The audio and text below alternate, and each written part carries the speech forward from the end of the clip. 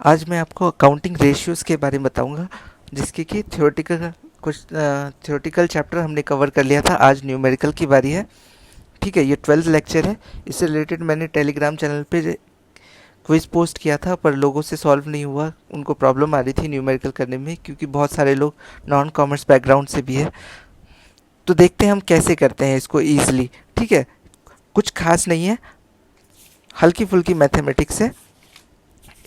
इसको ही फॉलो करते हुए हमको ये सॉल्व करना है। ठीक है, तो ठीक है, क्वेश्चन नंबर पे मत जाइए, ये पहला क्वेश्चन ही है।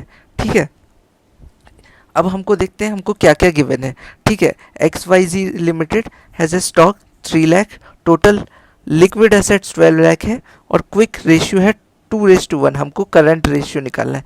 ठीक है, आप सबको पता होगा, या फिर आप मेरी पिछली वीडियो में देख सकते हैं कि करंट रेशियो का फॉर्मूला क्या होता है, current assets upon current liability.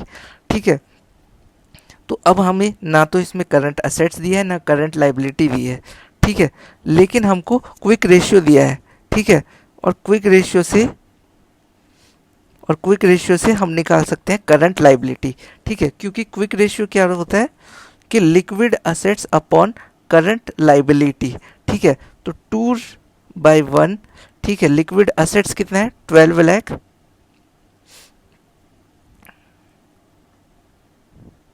ठीक है, और हमारा करंट लाइबिलिटी जो कि हमको पता ही नहीं है, तो current liability as it is ऐसे ही लिख देते हैं, क्रॉस मल्टीप्लाई करते हैं, तो 2CL divide is equals to 12 lakh आ गया।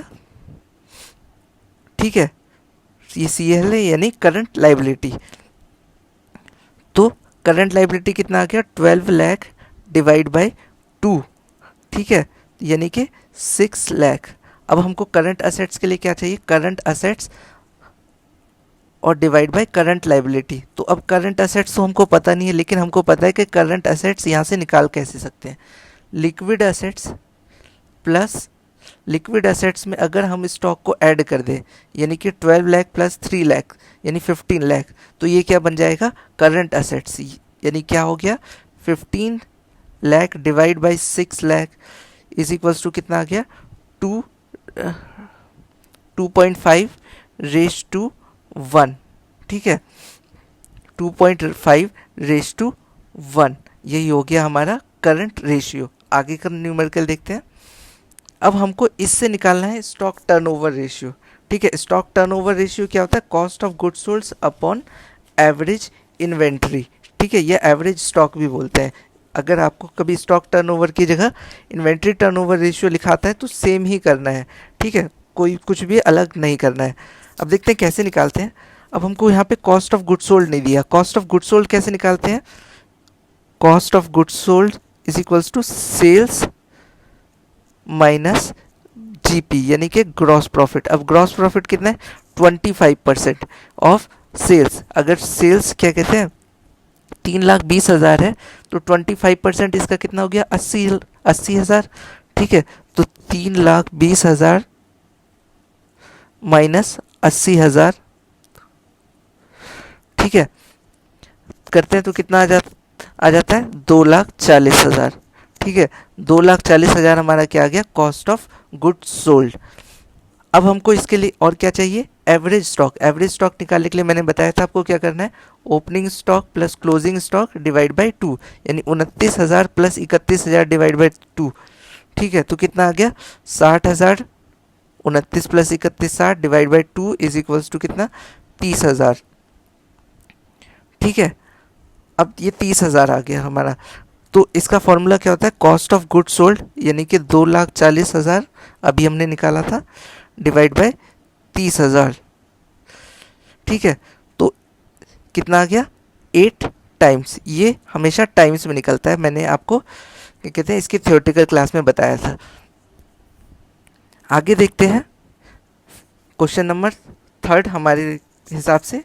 ठीक है, तो क्वेश्चन नंबर 3 में क्या है, स्टॉक क्लोजिंग हमको निकालना है डेटर्स टर्नओवर रेशियो। ठीक है, डेटर्स टर्नओवर रेशियो के लिए हमको क्या क्या चाहिए, क्रेडिट सेल्स जब हमको क्या कहते हैं क्रेडिटर टर्नओवर रेशियो चाहिए होता है, तब हमको चाहिए होता है क्रेडिट परचेज। अभी हमें चाहिए क्रेडिट सेल्स। ठीक है, तो क्रेडिट सेल्स कैसे निकालेंगे? टोटल सेल्स में से अगर कैश सेल्स माइनस कर दें तो वो कैसे आ जाएगा? वो आ जाएगा हमारा क्रेडिट सेल्स। ठीक है, तो अब बोलता है कि credit sales is equals to total sales minus cash sales. Total sales कितना है? 15 लाख रुपीस। ठीक है, और कैश सेल्स जो है 25% ऑफ क्रेडिट सेल्स है। ठीक है, 25% ऑफ क्रेडिट सेल्स। तो अभी हमें क्रेडिट सेल्स नहीं पता, और क्रेडिट सेल्स पर डिपेंड क्या करता है? Cash sales. तो हम क्रेडिट सेल्स को मान लेते हैं एक्स। ठीक है, तो अब कैश सेल्स कितना हो गया? X by 4। ठीक है, यानी 25%। ठीक है, ये हमारा कैश सेल्स। अब हम कैसे निकालेंगे? अब हमको क्या चाहिए यहाँ पर? क्रेडिट सेल्स निकालना, यानी x plus X by 4 is equals to 15 lakh rupees. ठीक है, तो अब ये हो जाएगा 5x बाई 4 और ये 15 लाख। ठीक है, तो ये इधर मल्टीप्लाई और ये डिवाइड में चला जाएगा, यानी 60 लाख डिवाइड बाय 5। तो ये कितना आ गया? ये कितना आ गया? 12 लाख रुपए। ठीक है, अब हमको 12 लाख क्या पता चल गया? Credit sales. अब हमको क्रेडिट सेल्स पता चल गया, और अब हमको क्या चाहिए? Average debtor. एवरेज डेटर के लिए हमको को क्या देखना पड़ेगा? Opening debtors plus closing debtor divide by 2, यानी डेटर टर्नओवर रेशियो। ठीक है, DTR यानी डेटर्स टर्नओवर रेशियो। अब देखते हैं ओपनिंग डेटर्स कहाँ पर है? यहाँ पर। ठीक है, 2 लाख, और क्लोजिंग डेटर है यहाँ पर 2 lakh plus 4 lakh divide by 2, यानी कितना आ गया? 3 लाख। ठीक है, तो 12 लाख डिवाइड बाय 3 लाख, यानी कितना आ गया? 4 टाइम्स। ये भी टाइम्स में निकलता है। ठीक है, आगे देखते हैं आगे का numerical. Compute gross profit ratio from following information. ठीक है, अब हमको निकालना है यहाँ पर ग्रॉस प्रॉफिट रेशियो। ठीक है,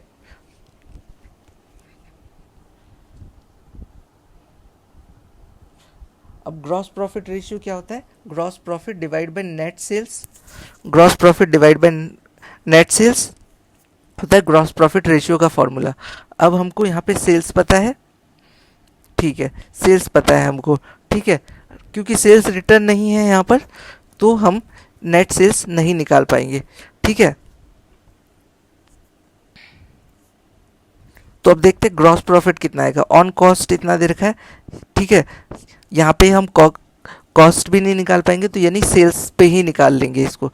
तो 25% ऑफ 4 लाख कितना आ गया? 1 लाख। ठीक है, यानी कि 1/4 कर देंगे 4 लाख का, तो आ गया 1 लाख। ठीक है, और हमारा सेल्स कितना है यहाँ पर? टोटल 4 लाख रुपए, यानी 80,000।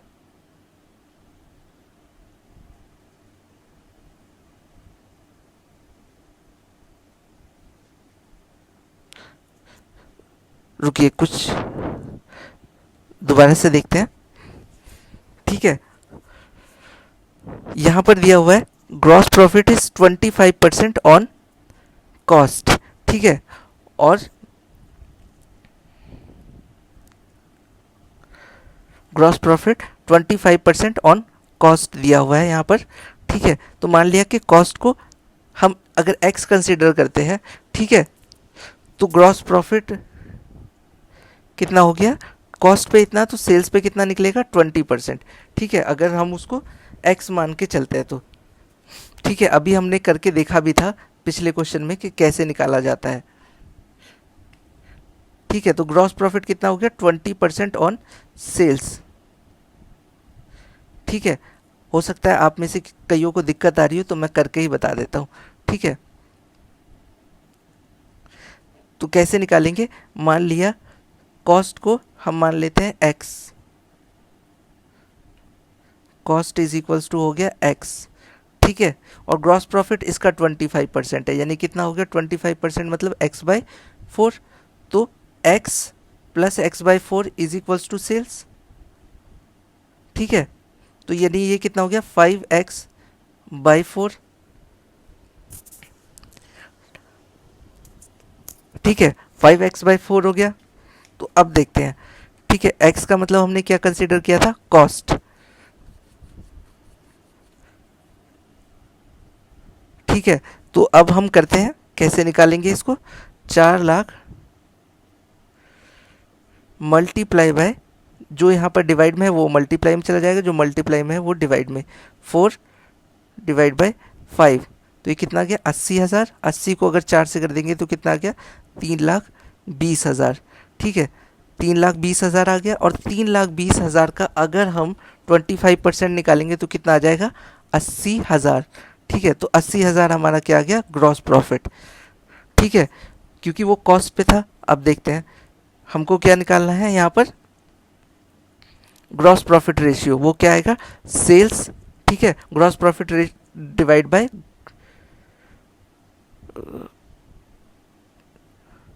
ग्रॉस प्रॉफिट, यानी कि जो कि 80,000 था, डिवाइड बाय सेल्स, यानी कि 3,20,000। तो ये कितना आ जाएगा 1/4। और ठीक है, सॉरी यहाँ पे सेल्स आना था, हमने क्या लिखा है यहाँ पर, कॉस्ट, यानी कि 3,20,000 आए की जगह पे यहाँ पे कर देंगे 4,00,000। ठीक है, तो इसको इससे डिवाइड कर देंगे तो ये कितना आ गया 5। ठीक है, और जब 1/5 करेंगे तो इसको परसेंटेज में कन्वर्ट करेंगे तो कितना आ जाएगा, इंटू 100 कर दो। ठीक है, तो आ गया कितना 20%। ये हो गया हमारा ग्रॉस प्रॉफिट रेशियो। ठीक है, आगे देखते हैं। आगे इसमें हमको बहुत सारी चीज़ें निकालनी है, जैसे कि current ratio, acid test ratio. Acid test ratio बोले, लिक्विडिटी रेशियो बोले, या फिर क्विक रेशियो बोले, सबका बात एक ही है। ठीक है, अब देखते हैं कैसे निकालेंगे करंट रेशियो। यानी current ratio is equals to क्या होता है, current assets upon current liability, यानी कि 70,000 डिवाइड बाय 35,000। तो कितना आ गया, यहाँ से इसको काट देंगे 2:1। ठीक है, यहाँ से करंट रेशियो निकल गया। अब हम देखते हैं आगे।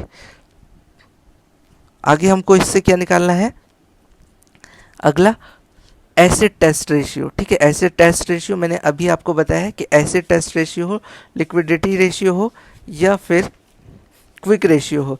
ठीक है, सबका मतलब एक ही है।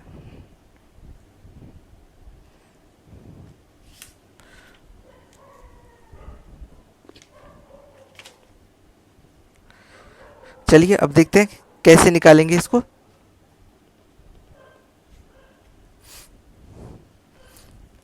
लिक्विड एसेट्स चाहिए इसके लिए हमें। ठीक है, तो लिक्विड एसेट्स हमको पता चल रहा है यहाँ पे नहीं। ठीक है, करंट एसेट्स हमको पता है यहाँ पर। ठीक है, तो करंट एसेट्स से लिक्विड एसेट्स कैसे निकालेंगे, अगर हम इसमें से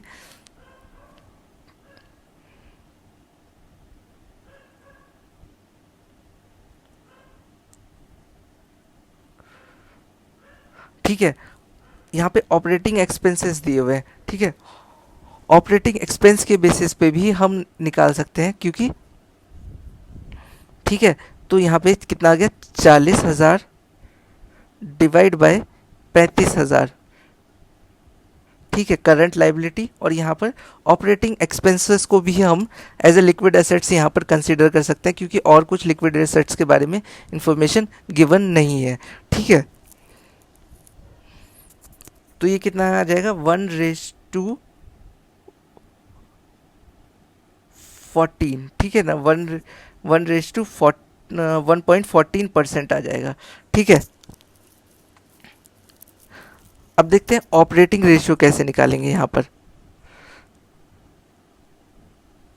ठीक है, ऑपरेटिंग रेशियो निकालने के लिए हमको क्या क्या चाहिए, cost of goods sold plus operating expense divide by net sales. ठीक है, दोबारा बोल देता हूँ, ऑपरेटिंग रेशियो निकालने के लिए क्या चाहिए, कॉस्ट ऑफ गुड्स सोल्ड, यानी कॉस्ट ऑफ गुड्स सोल्ड, ठीक है, प्लस ऑपरेटिंग एक्सपेंस। इससे क्या आ जाएगा हमारा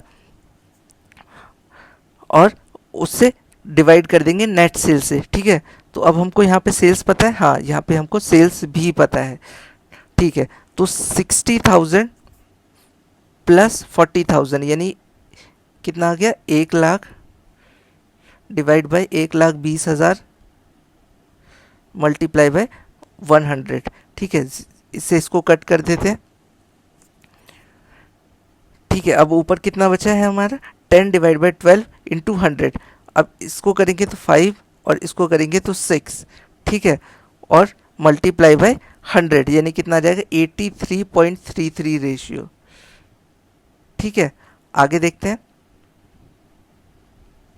आगे हमको क्या निकालना है, अब ग्रॉस प्रॉफिट रेशियो। अभी हमने ग्रॉस प्रॉफिट रेशियो निकालना बताया था कि कैसे निकालते हैं। ग्रॉस प्रॉफिट रेशियो के लिए हमें चाहिए कॉस्ट ऑफ गुड्स सोल्ड। ठीक है, और उसके बाद अगली चीज़ क्या चाहिए होती है हमको, नेट सेल्स। ठीक है,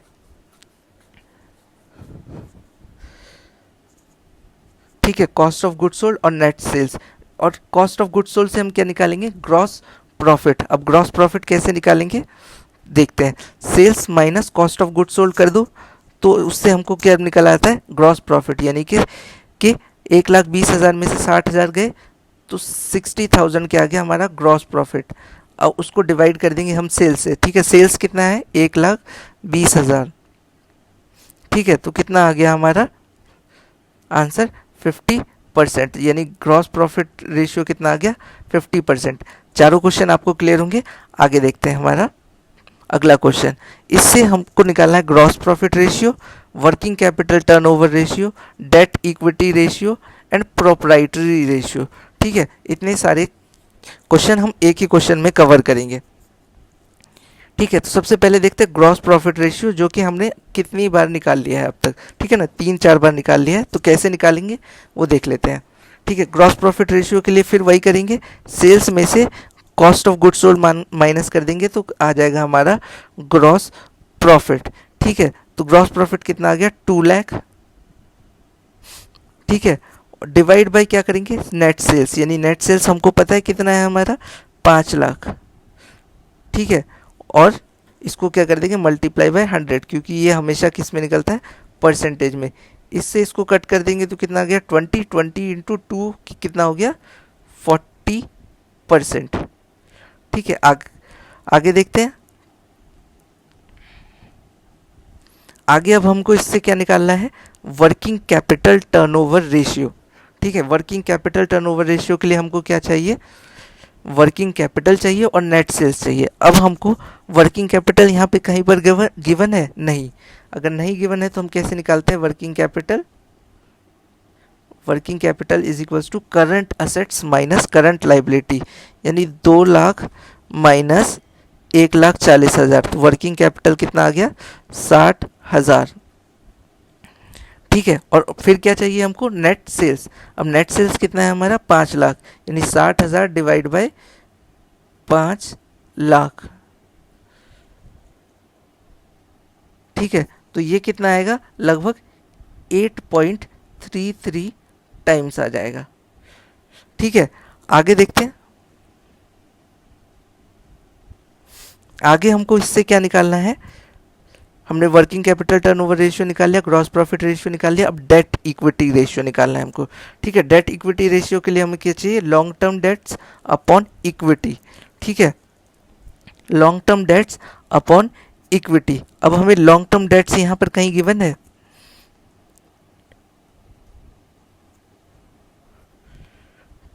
ठीक है, हमको लॉन्ग टर्म डेट्स की जगह पे यहाँ पे दिया हुआ है डिबेंचर्स, और डिबेंचर्स क्या होते हैं, हमारे लॉन्ग टर्म डेट्स ही होते हैं। ठीक है, तो हमको पता चल गया लॉन्ग टर्म डेट्स है हमारे पास, और डिवाइड में चाहिए इक्विटी। अब इक्विटी कैसे निकालेंगे हम, ठीक है, तो देखते हैं इक्विटी कैसे निकालेंगे। पेड अप शेयर कैपिटल हमको गिवन है। ठीक है, पेड अप शेयर कैपिटल का मतलब भी क्या हो गया, इक्विटी ही हो गया। ठीक है, और उसमें अगर डिबेंचर्स और करंट लाइबिलिटीज माइनस कर देंगे, सॉरी, ठीक है, टोटल पेड अप कैपिटल क्या हो गया हमारा, इक्विटी हो गया। तो टोटल पेड अप कैपिटल कितना है, 2.5 लाख, और ये कितना है 1 लाख, यानी 1 lakh divide by long term debts हो गए 1 लाख, और डिवाइड बाय इक्विटी यानी कितना 2.5 लाख। तो इसको इससे अगर हम कट कर देंगे तो कितना बचेगा, 10 डिवाइड बाई 25, ठीक है, 10 डिवाइड बाई 25 यानी कितना हो गया 0.4:1। ये आ गया हमारा डेट इक्विटी रेशियो। आगे देखते हैं अगला क्या, प्रोप्राइटरी रेशियो। ठीक है, प्रोप्राइटरी रेशियो के लिए हमको क्या चाहिए, टोटल असेट्स और प्रोप्राइटर्स फंड। ठीक है, प्रोप्राइटर्स फंड की जगह पे हमको यहाँ पर गिवन है पेड अप कैपिटल यानी कि 2.5 लाख। अब टोटल असेट्स कैसे निकालेंगे, टोटल असेट्स के लिए हमें क्या चाहिए कि डिबेंचर्स को प्लस कर देंगे हम, ठीक है, किसके साथ, पेड अप कैपिटल के साथ, ठीक है, और करंट लाइबिलिटी को भी प्लस कर देंगे। तो इन तीनों से हमारा क्या निकल आएगा, टोटल लाइबिलिटी। ठीक है, इससे हमको लाइबिलिटी निकल आएगा, और जितना लाइबिलिटी होता है उतना ही असेट्स होता है बैलेंस शीट में। यानी कि अगर मैं करंट लाइबिलिटी यानी 1,40,000 plus debenture 1 lakh plus paid up capital 2.5 lakh, इन तीनों को प्लस कर देता हूँ तो कितना आ जाता है हमारा 4,90,000। ठीक है, यानी 4,90,000। तो करंट असेट्स जितना लाइबिलिटी होगा उतना ही असेट्स भी होगा, यानी 4,90,000 ये भी हो गया। ठीक है, इसके लिए हमें क्या चाहिए था, total paid up capital divide by total assets. ठीक है, तो टोटल असेट्स पता चल गया 4,90,000, यानी अब हो गया 2.5 लाख डिवाइड बाय 4,90,000। ठीक है, तो आंसर हमारा कितना आ गया 25, ये कट होगा नहीं तो 25:49 आ गया। Thank you so much. अगर आपको ये पूरा लेक्चर पसंद आया हो तो मेरे चैनल को सब्सक्राइब कीजिए और शेयर कीजिए।